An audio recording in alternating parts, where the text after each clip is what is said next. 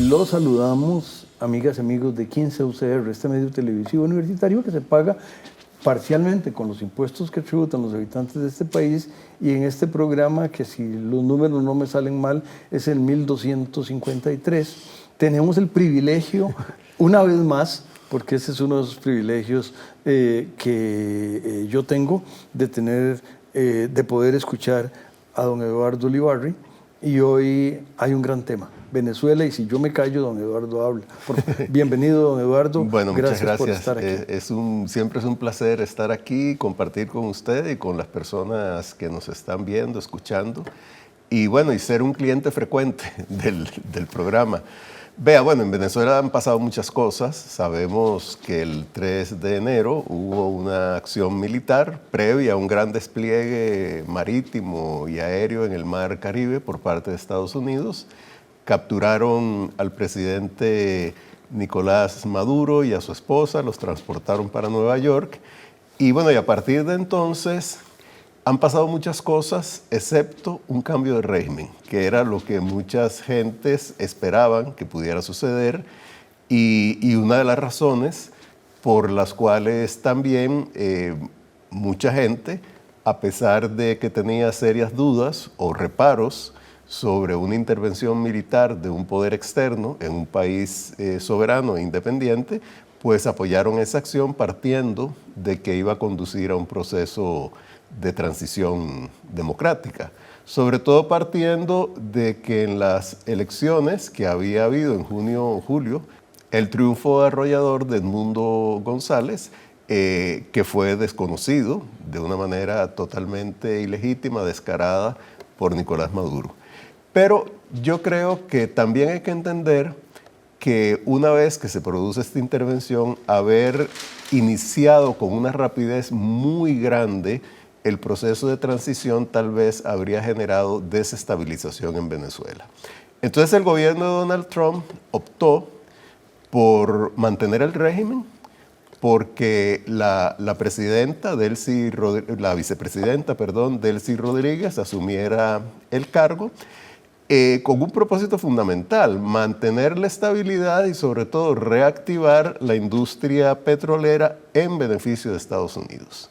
Y ahí es donde realmente entra una situación que a mí me genera mucha conflictividad interna, porque yo creo que el régimen de Maduro debía haber sido eliminado. Creo que se mantuvo en el poder la estructura que existía, solo que esa estructura ha sido mucho más complaciente, de una manera compulsiva por parte de Estados Unidos, en aceptar todos los términos que Estados Unidos ha ido estableciendo. Y esos términos han sido mucho más drásticos y mucho más transformadores en lo que es abrir la industria petrolera o iniciar el proceso de apertura de la industria petrolera a compañías internacionales, fundamentalmente estadounidenses, muchas de las cuales, por cierto, tienen serios reparos de invertir en Venezuela. Pero digamos, ese es el proceso. Utilizar la venta de petróleo para, por un lado, resarcir eventualmente las expropiaciones que se hicieron de algunas de esas compañías durante el régimen de Chávez y después de Maduro, y además destinar parte de los fondos, el resto, a Venezuela, a una supuesta reactivación de la economía que ya se ha estado dando parcialmente. Sin embargo, lo que es el otro pilar, que es la eventualidad de un regreso de la democracia y de una apertura interna, ha sido un proceso extremadamente lento. Yo creo que los únicos avances que ha habido en ese sentido es la liberación de presos políticos. Primero hubo un grupo, supuestamente ahora hay presentada una ley, o un proyecto de ley, ante la Asamblea Nacional para hacer una especie de liberación masiva, y hay que estar a la espera de eso, pero el siguiente paso necesariamente debería ser que puedan regresar al país los políticos opositores que tuvieron que salir, que los que se quedaron dentro tengan libertad de acción, que se restablezca la libertad de expresión y que comience un proceso para que las instituciones venezolanas, sobre todo en este caso la Corte Suprema de Justicia y el Consejo Electoral, que están totalmente dominados por el Poder Ejecutivo, comiencen a tener una renovación interna que permita ir creando un Estado de Derecho en Venezuela. Pues pensando en Estados de Derecho en distintos países del continente, de lo cual no hablaremos, esperaré, pero sí esperaremos a que el Estado de Derecho del canal nos otorgue un segundo segmento. Cuiden, regresamos.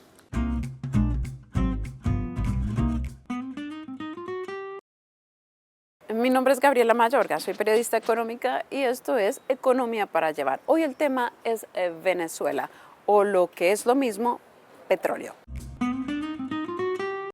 Venezuela hoy es administrada por el gobierno de Estados Unidos, liderado por Donald Trump. Y cuando un gobierno administra un territorio que no le pertenece, entonces hay que hablar de geopolítica.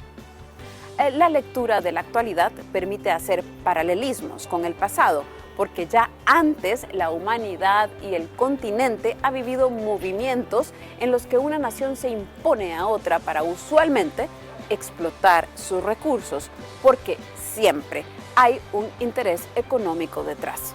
En Venezuela hay petróleo, así como en Panamá un canal interoceánico, en Irak y Siria también petróleo y en Afganistán litio y tierras raras. Solo en América Latina, Estados Unidos ha llevado a cabo 64 intervenciones en los últimos 50 años. Sin duda es un territorio de su interés, por muchas razones, pero la económica no falta. El problema es que las invasiones, cuando terminan en administrar un territorio ajeno al propio, como lo es el caso de Venezuela, se asemejan más a un intento de reordenamiento geopolítico, tal cual un imperio con ansia de expansión en busca de más recursos, y eso suele terminar en guerra. Eso dice la historia. La última vez, la humanidad pagó ese tipo de conflictos con 50 millones de muertos. El dolor fue tanto y la destrucción moral y material tan impactante que logramos ponernos de acuerdo para evitar que algo así se repitiera. Así fue como nació el ordenamiento multilateral del que fuimos testigos desde que terminó la Segunda Guerra Mundial. Atentos, porque hay una reconfiguración geopolítica en el globo que esta vez toca a Venezuela para bien y para mal, pero que sin duda vienen puntos suspensivos, porque esta historia continuará.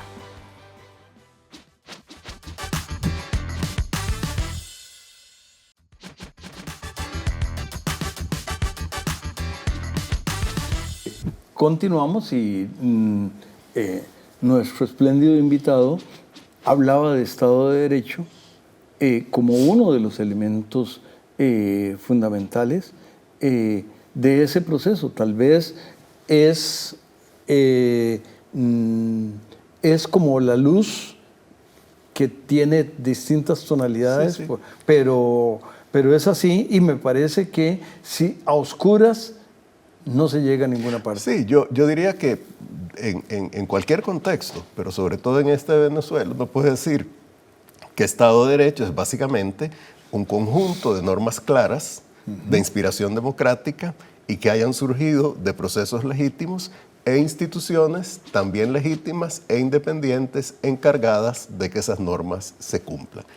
Y esto es fundamental no solo desde el punto de vista de una eventual restauración de la democracia, sino incluso desde el punto de vista de la reactivación económica. Porque ninguna compañía en su sano juicio va a tener la voluntad de invertir centenares de millones de dólares en la industria petrolera de Venezuela si no hay un margen de estabilidad razonable. Y el margen de estabilidad en este caso no es solo que el poder actual les diga vengan y que Estados Unidos presione, sino que se desarrollen internamente las instituciones que ya existen de modo que tengan la credibilidad, la solvencia, la legitimidad para poder garantizar la estabilidad jurídica de Venezuela. Además, por supuesto, de la parte democrática. Claro, y hay un detalle con todo, pero con las petroleras, que no es poner una pulpería donde pues lo que se requiere es un garaje y que los proveedores den las cosas para vender, sino que es gastar enormes cantidades por periodos muy largos, porque nada se da al día siguiente. Entonces, si fuera una producción agrícola, antes de que te pase el año, ya hay retorno. Pero en petróleo no. Hay que esperar años. Y bueno, y hay ciertas particularidades. Una fundamental es que el petróleo de Venezuela es un petróleo muy pesado, de mucho sulfuro, y procesarlo, refinarlo es más caro, además mucho más contaminante. Sin embargo, existen varias refinadoras en Estados Unidos a lo largo del Golfo de México que están esperando ese petróleo porque tienen la capacidad de ese procesamiento. Sin embargo, a eso se suma, que es un problema tecnológico y ambiental, se suma que en realidad la industria petrolera no está pasando por su mejor momento en el mundo. La producción ha crecido mucho. Por cierto, que los mayores incrementos se han producido en Sudamérica, en Guyana y en Brasil, y los precios han bajado. Entonces, en realidad, esas inversiones, cualquier compañía, sobre todo aquellas que cotizan en bolsa, tienen que ser sumamente cuidadosas en cómo las manejan, porque en última instancia lo que hay de por medio es una lógica económica, comercial, financiera.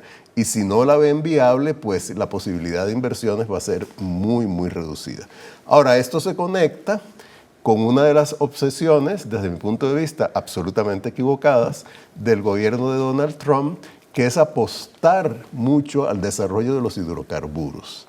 En un momento cuando la curva, sobre todo tecnológica, y la curva energética está cambiando, y las energías renovables, las baterías para acumular esas energías se han estado desarrollando aceleradamente, y Estados Unidos, por decisión del actual gobierno, se ha mantenido al margen de ese desarrollo y ha permitido que China asuma la vanguardia. Y en ese sentido, pues hay un paralelismo entre la obsesión petrolera o de hidrocarburos del gobierno de Donald Trump y la intervención en Venezuela, que se junta con otro elemento fundamental que fue explícitamente declarado en la Estrategia de Seguridad Nacional que se dio a conocer en noviembre del año pasado, según el cual Estados Unidos pretende restaurar la doctrina Monroe en el continente y ejercer un dominio, sobre todo sobre las fuentes de minerales críticos, de petróleo, etcétera, en el hemisferio. Y eso es muy complicado, pero es parte de la lógica de esta captura de Maduro y la intervención en Venezuela. Y me parece que,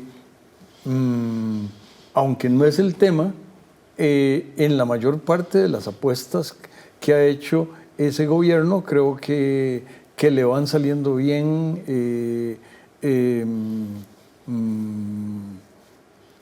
el continente, que esa es otra cosa que para lo que sirva muchos regímenes que hubieran adversado lo que está ocurriendo ahí por las razones que fuera, y algunas pudieran ser ideológicas, pues no se están dando. Voy a citar un caso que ocurrió hace meses y meses, parece que serían años, pero no, Paraguay, ¿no? Es decir, que se mantiene al mismo lado, o Chile, pero no vamos a hablar ni de Chile ni de Paraguay, sino regresemos a Venezuela, y nos queda un minuto de este segmento.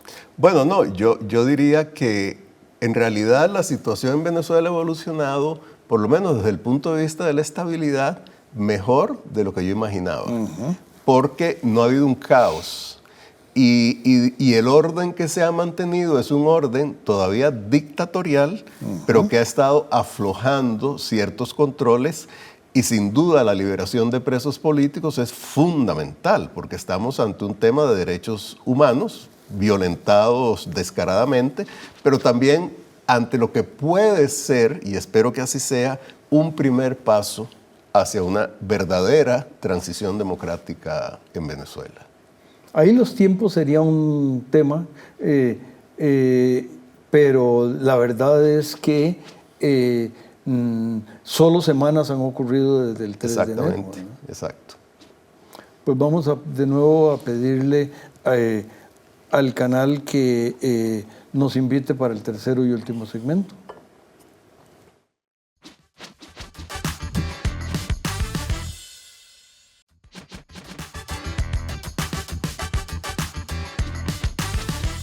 Nos hace el favor, don Eduardo, de a través de sus lentes, pero más importante, a través de sus neuronas y de su experiencia, ambas cosas valiosísimas, nos está ayudando a digerir la información sobre Venezuela y sobre el Caribe, y el Caribe es tan cercano como las costas orientales de Costa Rica, de manera que, aunque Costa Rica no está en esa, no tiene, hasta donde yo entiendo, participación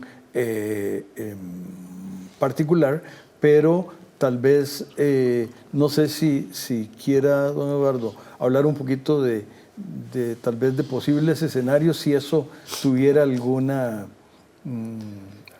Y me parece que también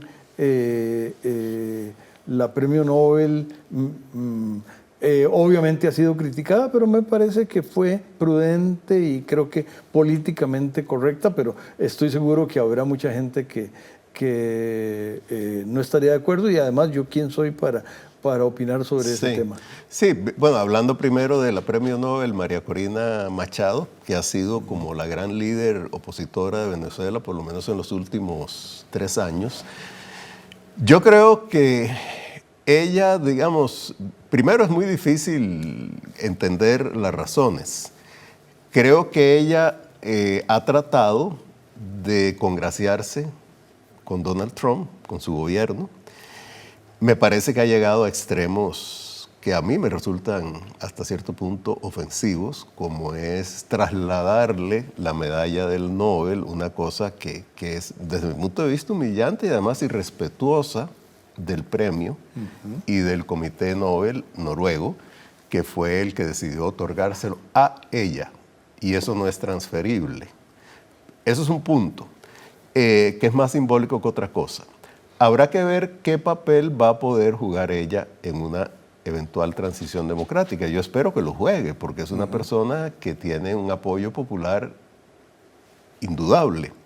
El asunto es que ningún regreso a la democracia, creo yo, que puede pasar simplemente por reconocer la victoria, que fue real, de Edmundo González, acompañado de María Corina Machado, a quien le habían negado la posibilidad, le habían invalidado como candidata, sino que habrá que convocar eventualmente nuevas elecciones. Y dentro de esas nuevas elecciones va a haber una dinámica distinta, porque una cosa es una oposición que en este caso, me estoy refiriendo a las elecciones del año 2024, se unió con una causa absolutamente legítima y necesaria, que era derrotar a Maduro, y otra es una oposición que ya creadas condiciones para una polémica, un intercambio, una competencia más diversa, probablemente se va a fragmentar alrededor de distintas propuestas con inspiraciones ideológicas y proyectos de país diferentes. Entonces ahí yo creo que el poder de María Corina Machado puede diluirse un poco. Pero bueno, eso es parte del juego democrático que yo espero que se restablezca en Venezuela después de más de 20 años de no existir. Ahora, hay otro punto que a mí me parece importante comentar y que usted de una manera indirecta lo planteó al final del anterior segmento, que son las repercusiones geopolíticas en el hemisferio de todo esto. Digamos, a mí me parece que una primera repercusión, una evidencia, es que Estados Unidos ha perdido contenciones que antes tenía y está dispuesto a usar el poder de una manera muy intensa, un poco con desconocimiento o desinterés por las normas del derecho internacional. Estado de Derecho. El Estado de Derecho internacional, que obviamente, digamos, en el ámbito internacional no hay un gobierno, un Estado que pueda hacer que se cumplan las normas. Digamos, las Naciones Unidas es lo que más se parece, pero es muy débil en ese y además sentido. Va a elecciones. Exacto, de secretario general o secretaria. Secretaria, parece. Entonces, el despliegue militar en el Caribe y también en el Pacífico Oriental, sobre todo en el Caribe, pues tuvo como justificación frenar el tráfico de drogas, fundamentalmente de cocaína, supuestamente desde Venezuela, que realmente Venezuela no es la fuente fundamental de la cocaína hacia Estados Unidos. Y además el principal problema de drogas en Estados Unidos en este momento son las drogas sintéticas, que fundamentalmente salen de México o llegan de China o se producen dentro de Estados Unidos, porque son relativamente fáciles de producir. Pero bueno, esa fue la justificación. Y entonces la intervención, y así lo ha dicho el secretario de Estado, Marco Rubio, ellos la presentaron como un tema de legislación y de cumplimiento de la ley de Estados Unidos, no como una intervención externa, lo cual pues nadie se lo cree, pero por lo menos los republicanos en el Congreso sí se lo creyeron. Y fue que, bueno, estamos aplicando la ley estadounidense en un país extranjero. Y bueno, y eso es una proyección de poder muy, muy seria. El otro elemento, que fue lo que usted introdujo al final del anterior segmento, es que lo que en otra época habría generado un clamor casi que unánime de los países de América Latina en contra de la intervención, en este momento obtuvo apoyos, por ejemplo, de Argentina, del presidente Milei, apoyo de Uruguay, apoyo de Ecuador, apoyo de El Salvador. Costa Rica fue mucho más discreta en ese sentido y creo que en buena hora. Y prácticamente las oposiciones, que las más enfáticas fueron, digamos, por lo menos en orden de virulencia retórica, de Gustavo Petro, Lula y Claudia Sheinbaum, Colombia, Brasil y México, ahí quedaron. Y realmente ahora pues Estados Unidos está presionando a México, por ejemplo, para que deje de suplirle, y ya se lo dejó de suplir, petróleo a Cuba, a la dictadura cubana, en condiciones privilegiadas. Y a mí me parece que en buena hora se lo van a dejar de suplir. Ya Venezuela no se lo está supliendo. Y entonces ahí va a haber una repercusión, creo yo, muy, muy importante, que es probablemente el colapso ya definitivo del régimen cubano, porque el país como tal colapsó hace tiempo, pero se mantiene esa estructura de poder, que realmente es una estructura de poder parásita desde el punto de vista económico, porque no tiene la capacidad,